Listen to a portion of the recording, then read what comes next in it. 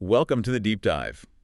Today we're digging into Matt Beane's The Skill Code. Yeah, you shared this one, and it really hits home, doesn't it? Thinking about how we actually get good at stuff. Especially now, right, with all the tech constantly changing things. So our mission today really is to unpack Beane's core ideas. What makes skills stick?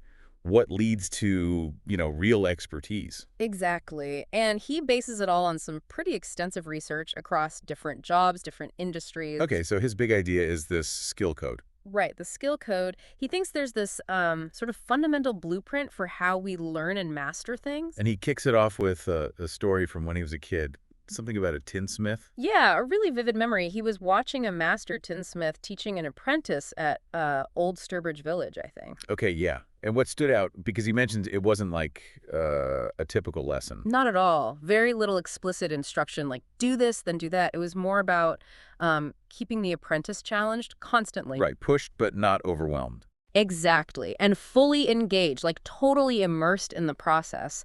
Plus, this really strong, trusting connection between the master and the apprentice. You could sort of see it. Totally. It was in the nonverbal stuff, the way they interacted. The expert would step in almost without thinking, right at the tricky parts, and the apprentice was just locked onto every move.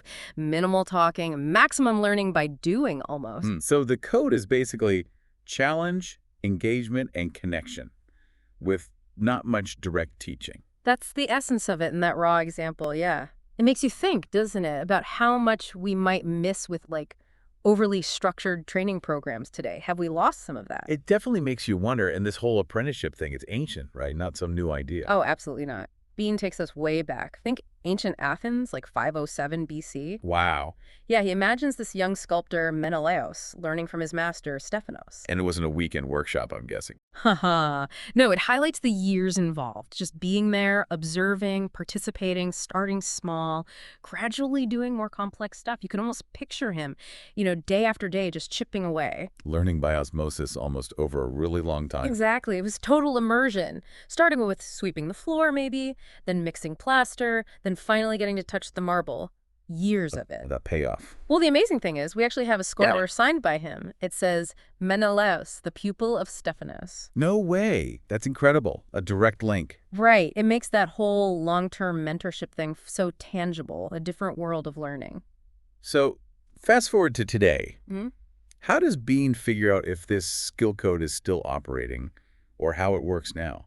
Well, that's where his big research project comes in. He spent a decade really digging deep. 10 years. That's serious commitment. It really is. An incredibly detailed, boots-on-the-ground kind of research. What sorts of places was he looking at? All over the map, which is what makes it so compelling. He was in operating rooms watching surgeons, in busy warehouses, ghost kitchens, those delivery-only places, even corporate law firms. So really diverse fields. He wasn't just stuck in one area. Nope.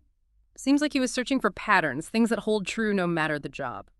And how did he capture what was going on? Just interviews. Oh, way more than that. He was like embedded audio recordings of conversations, photos, videos of the work itself. So capturing the reality of it. Yeah, and detailed notes. He mentions taking pages of notes just watching a single surgery. Multiply that over 10 years. Wow. Plus thousands of interviews, workers, managers, execs, the engineers designing the tech they used. Everyone. And it wasn't just about finding problems, right? He was looking for successes too. Exactly. He called them positive needles.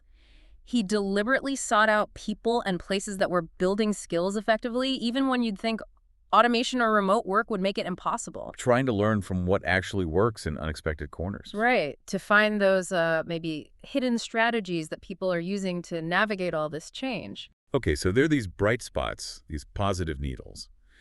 But Bean also sees a major threat, doesn't he, to the skill code itself? Yeah, that's kind of the core tension in the book. This drive we have for productivity, especially using technology. Might actually be getting in the way of skill building.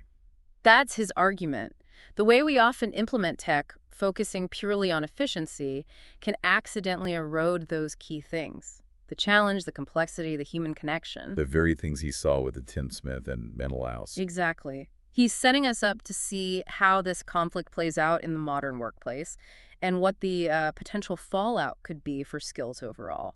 So bringing it all together then, we've looked at Beane's main point, how this push for productivity, often through tech, can sort of backfire. Right. It can unintentionally weaken the very things needed for skill growth.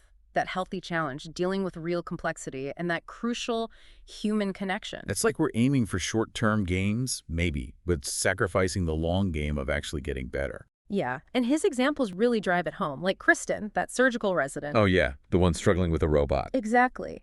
Because her training was mostly watching, not enough doing, not enough grappling with the machine herself. It shows observation isn't enough.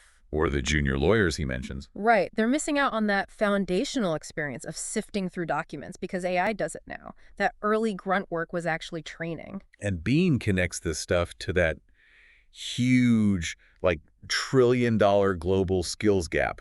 It's not just a few isolated cases. Precisely. He sees it as a systemic issue with potentially massive economic consequences. But it's not all doom and gloom, is it? He talks about these shadow learners. Yes, which is such a cool concept. People who figure out ways to learn anyway despite the system, they find workarounds. Kind of like learning hackers. Totally. Like Beth, the other surgical resident at the same hospital as Kristen. Same program, basically. But Beth nailed the robotic surgery. She went off script, found mentors outside the lines, sought out practice opportunities, basically became a shadow learner. She created her own apprenticeship, in a way. That's fascinating. It suggests expertise doesn't always follow the official path. Right. Or the hierarchy. Sometimes the novices, the people lower down, end up teaching the seniors, especially with new tech. Learning happens in the cracks sometimes. Which loops us back to his core ingredients. Challenge, complexity, connection. He really hammers these home with examples. Definitely. Take challenge, Andre, the chef. He thrived under pressure, but it was the right kind of pressure. Not just chaos. No, it was calibrated. Pushing him, stretching him. It ties into that idea of desirable difficulties from learning science. You need that struggle, but not so much you just give up. Productive struggle. Makes sense. And then complexity. You mentioned Sita in the warehouse. Yeah, she wasn't just scanning barcodes. She was like a detective, figuring out the whole system, how everything connected. Seeing the bigger picture. Exactly. She wasn't just following steps. She was building this deep, implicit understanding of the whole operation, reflecting on it, seeing the patterns. That's crucial for handling complex situations, not just isolated tasks. And the last one, connection. Emily, the sales exec. Her story really highlights that learning isn't solo. You need those relationships. Trust, respect, support between the expert and the learner. It's not just downloading information. No. It's having someone who guides you, gives you feedback, lets you feel safe enough to try and maybe fail sometimes. That human element, that mentorship bond, is incredibly powerful. Someone rooting for you.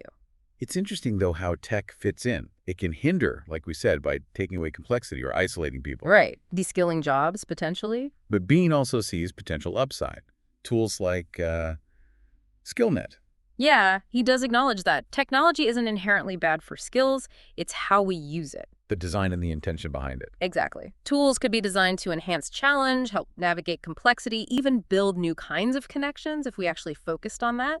So the final message feels pretty empowering, actually. Not just tech is bad. Not at all. He argues we can change things. We can recode work, recode our tech to support challenge, complexity, and connection.